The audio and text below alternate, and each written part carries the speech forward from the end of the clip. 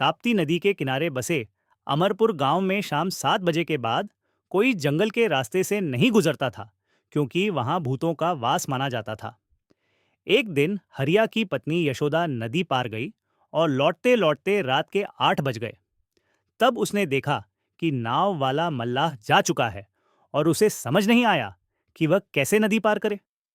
डरते डरते वह नाव के पास पहुंची ही थी कि अचानक मल्लाह वहां आया और उसे नाव में बैठाकर नदी पार करवाने लगा। पर जैसे ही नाव किनारे लगी, वह मल्लाह अचानक गायब हो गया।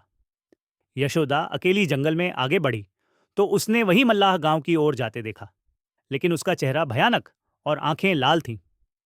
ये देखकर यशोदा बेहोश होकर गिर पड़ी और भूत उसके अंदर समा गया। रात में वह अपना रूप बदलकर गांव में घूमने निकल पड़ी और उसका पति चुपके चुपके उसके पीछे गया तो उसने देखा कि यशोदा बिना पैर लगाए चल रही है और किसी बच्चे को पकड़कर जंगल की तरफ जा रही है। तभी असली मल्लाह नाव लेकर आया और उसे घर ले गया। घर पहुंचकर हरिया ने देखा कि उसकी पत्नी खाट पर सामान्य लेटी है। उसने गांव वालों को सब बताया और गांव के फकीर ने उसे सरसों के बीज दिए कि उन्हें पत्नी के सिर पर 5 बार घुमाकर वापस लाना।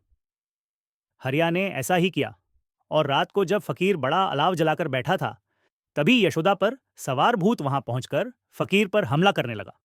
पर फकीर सतर्क था। उसने उसे अलाव में धक्का दे दिया और वह शैतानी आत्मा जलकर राख हो गई।